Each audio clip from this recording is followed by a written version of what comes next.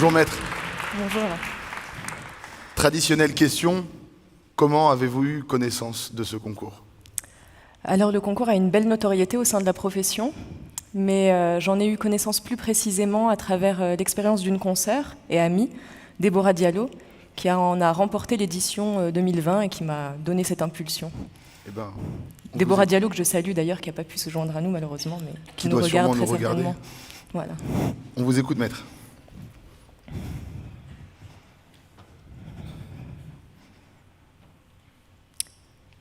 Demain matin, comme tous les matins depuis des mois, Tom s'éveillera seul dans la chambre dans laquelle on l'enferme systématiquement après le repas du soir.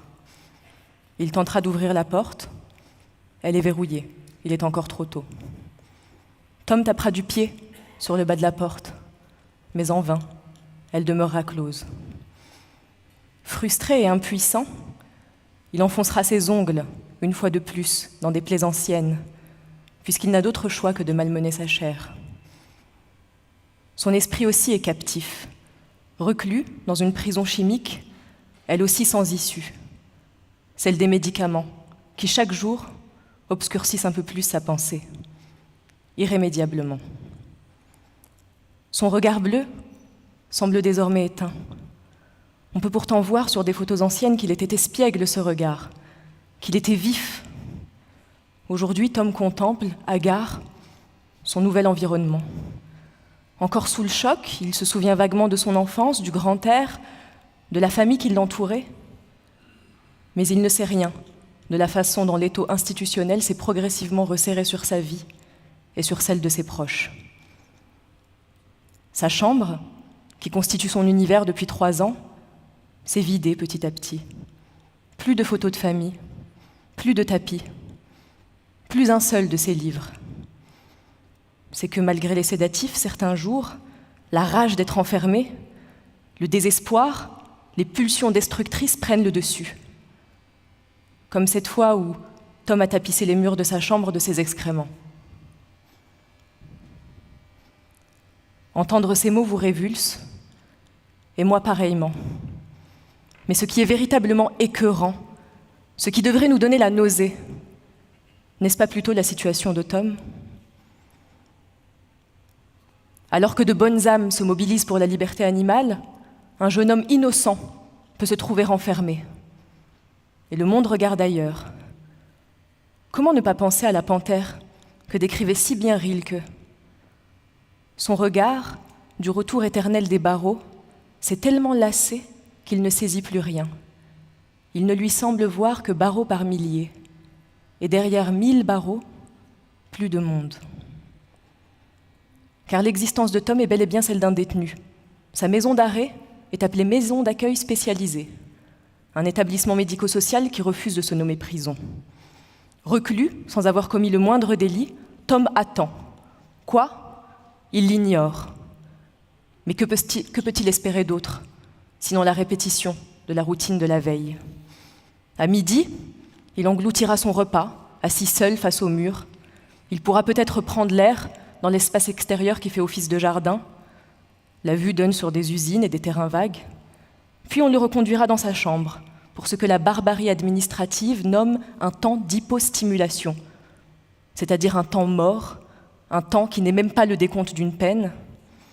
Et Tom sera de nouveau enfermé dans sa chambre, poursuivant l'existence sans perspective qu'on lui impose au prétexte de son handicap. Tom a été diagnostiqué autiste sévère, mais la sévérité du diagnostic est bien peu de choses si on la mesure à celle de son traitement. Le 12 janvier dernier, malgré la camisole chimique, il a entendu un bruit inhabituel, des voix s'élever devant l'entrée de l'établissement. Le personnel était en grève. Mot d'ordre, la revalorisation des salaires indignes, mais aussi une clameur sur les conditions de travail. Pas assez de soignants, pas assez d'effectifs pour une prise en charge convenable des résidents. Et sans les ressources humaines suffisantes, comment accorder à chacun l'accompagnement dont il a besoin ? L'histoire de Tom est à la fois banale et singulière. Banale, en ce que la maltraitance des adultes handicapés en France est un secret de polichinelle. Singulière, parce qu'elle concerne un individu, avec son histoire familiale, ses problématiques propres, ses spécificités. Et faute d'appréhender cette histoire unique, on crée un abrutissement qui fait disparaître toute chance de traitement et qui provoque des dommages irréversibles. Parce qu'elle a cru à la promesse d'inclusion, sa mère a d'abord bataillé des années pour scolariser Tom en milieu ordinaire, et elle a tenu bon jusqu'à ce que Tom ait 14 ans. Regardez autour de vous, vous connaissez ces parcours semés d'embûches, et vous connaissez aussi l'angoisse qui tourmente les parents d'enfants handicapés. Que vont devenir leurs enfants une fois adultes ? Eh bien, arrivé à l'âge adulte, Tom se voit une fois de plus refuser sa place à nos côtés. En raison de conflits intrafamiliaux, il a été placé sous tutelle d'une association, mais le mandataire judiciaire à la protection des majeurs qui s'est censé prendre en charge, Tom ne le connaît pas. Et c'est, semble-t-il, l'ordre des choses, puisque chaque année, au gré des mouvements internes, des recrutements, des promotions, une nouvelle personne récupère le dossier et la bureaucratie fait son œuvre. Alors faut-il, pour être mieux entendu, parler le langage des chiffres ? C'est, semble-t-il, le seul que ce monde est capable de comprendre. C'est celui de la rationalité froide qui préside aux décisions concernant la vie de Tom. 21 ans, c'est l'âge de Tom. Il est majeur désormais. Pourtant, on continue à statuer sur des droits de visite et d'hébergement le concernant, comme pour un éternel mineur. 9, c'est le nombre de neuroleptiques qui lui sont administrés chaque jour. 14, c'est le nombre d'heures qu'il passe enfermé dans sa chambre, chaque jour. Un autre chiffre peut-être ? 12 000, c'est le nombre de morts en établissements médico-sociaux pendant la pandémie. Et qui s'en est ému ? Pourtant, cette réalité déplaisante, nous ne pouvons plus la nier. Nous ne savons que faire des personnes vulnérables. Qu'ils soient vieux, fous, handicapés, les êtres diminués sont proscrits de l'espace public. Ce que nos sociétés si préoccupées de leur image ne veulent ni ne peuvent voir, ne peuvent penser, elles le dissimulent, elles le laissent se détériorer à l'abri des regards. Est-ce cela, la tranquillité ? Les sociétés se distinguent selon la façon dont elles traitent leurs membres vulnérables, disait Gary Albrecht, professeur en sciences sociales. Et à l'heure où l'actualité nous alerte sur le sort de nos anciens, chacun sent qu'il s'agit là d'une affirmation profondément juste et se doit, dans le même temps, de s'interroger sur ses propres préjugés.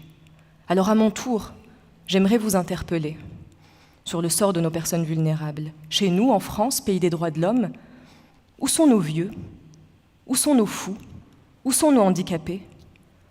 Pourquoi préférons-nous les exclure et les priver de liberté ? Attardons-nous en particulier sur les pratiques d'isolement. Qu'y a-t-il de normal dans le fait de confiner des personnes vulnérables à leur chambre ou à une salle dédiée dans les établissements médico-sociaux ? Et l'isolement dont souffre Tom n'est pas une mesure d'urgence ponctuelle visant à le protéger ou à protéger les autres en cas de crise qui peuvent survenir. Non, il ne s'agit pas non plus d'une mesure de dernier recours, il s'agit d'un enfermement systématisé, quotidien et décrété pour une durée indéterminée. Alors nous ne sommes pas tous médecins, certes, nous ne sommes pas non plus professionnels du handicap, pour autant il ne s'agit pas d'un débat d'experts. Nous sommes tous des êtres humains. Et chacun d'entre nous doit s'interroger sur le sort réservé aux plus faibles. Quant à nous autres, avocats, nous sommes les défenseurs des droits et libertés. Et à ce titre, notre devoir le plus élémentaire est de clamer pour chacun, sans distinction, le droit de jouir de sa liberté individuelle.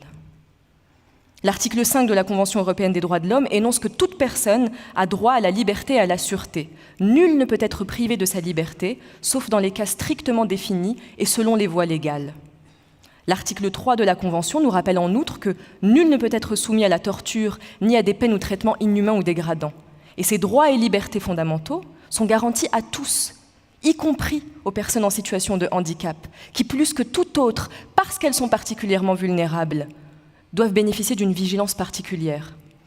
La Cour européenne des droits de l'homme a souligné, dans l'affaire Stanev contre Bulgarie, concernant une personne handicapée placée dans un établissement médico-social, que l'interdiction des mauvais traitements s'applique de la même manière à toutes les formes de privation de liberté, peu importe qu'il s'agisse d'une détention ordonnée dans le cadre d'un internement visant à protéger la vie ou la santé de l'intéressé. Même les mesures destinées à la protection ou prises dans l'intérêt de l'intéressé peuvent être considérées comme une privation de liberté. C'est ce que nous rappelle également la Cour dans l'affaire Clafia et autres contre Italie. La législation française sur l'isolement et la contention a suivi l'évolution jurisprudentielle européenne et a été profondément refondue en décembre 2020, précisément dans le but de garantir le respect des droits et libertés fondamentaux des personnes concernées. C'est ainsi que l'article 3222-5-1 du Code de la santé publique nous rappelle très précisément que l'isolement et la contention sont des pratiques de dernier recours et ne peuvent concerner que des patients en hospitalisation complète sans consentement. L'isolement est une mesure exceptionnelle et strictement encadrée, qui ne peut être pratiquée qu'en hôpital psychiatrique, ce qui n'est absolument pas le cas d'une maison d'accueil spécialisée ou de tout autre établissement médico-social. Les mesures privatives de liberté sont ainsi très strictement encadrées et réservées au milieu hospitalier. Alors comment expliquer que de telles privations de liberté soient mises en œuvre en établissement médico-social sans contrôle aucun ? Eh bien, c'est que l'isolement et la contention dans ces établissements ne disent pas leur nom. Parce que ces noms, s'ils venaient à être énoncés, révéleraient leur violence véritable. On préfère évoquer des protocoles d'hypostimulation, de fermeture en chambre ou en salle de répit. Mais répit pour qui ? C'est ainsi que, pour Tom, l'isolement peut être pratiqué quotidiennement et de manière prolongée, sans les garde-fous prévus par la loi pour le milieu hospitalier, sans la surveillance médicale associée, sans limitation dans le temps, sans l'information et le contrôle d'un juge. Les agences régionales de santé, pourtant informées de l'existence de protocoles consistant en l'enfermement des résidents, ne dénoncent pas ces pratiques. Le contrôleur général des lieux de privation de liberté, saisi sur la question, est incompétent. Les établissements médico-sociaux ne font pas partie de son périmètre. Et pour cause, ils ne sont pas censés pratiquer l'isolement. Et Tom n'est pas un sujet de droit comme les autres, il est incapable aux yeux de la loi. Un tiers, pour lui une association tutélaire, est supposé défendre ses droits et sa liberté. Mais alors que faire quand la personne censée le protéger consent à son enfermement systématisé ?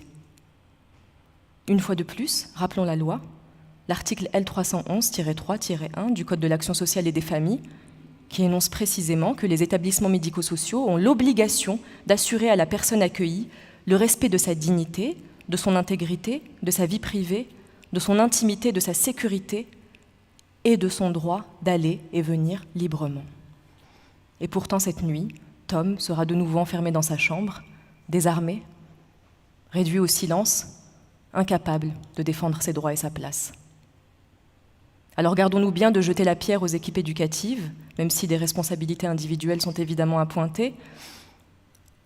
Le problème est avant tout institutionnel.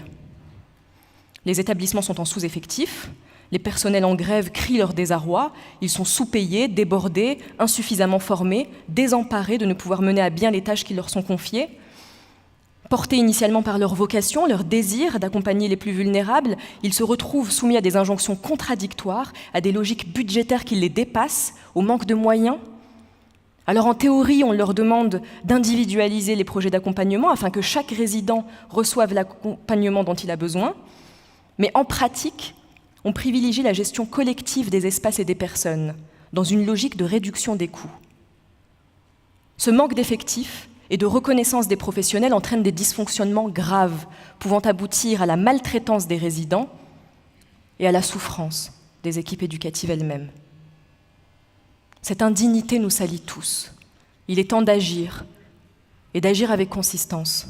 Notre devoir, notre responsabilité collective est de donner à chacun le pouvoir d'accomplir son propre projet de vie. Personne ne peut être libre à la place d'un autre. Parce qu'il faut à nouveau nous convaincre que rien n'est plus essentiel que la liberté individuelle.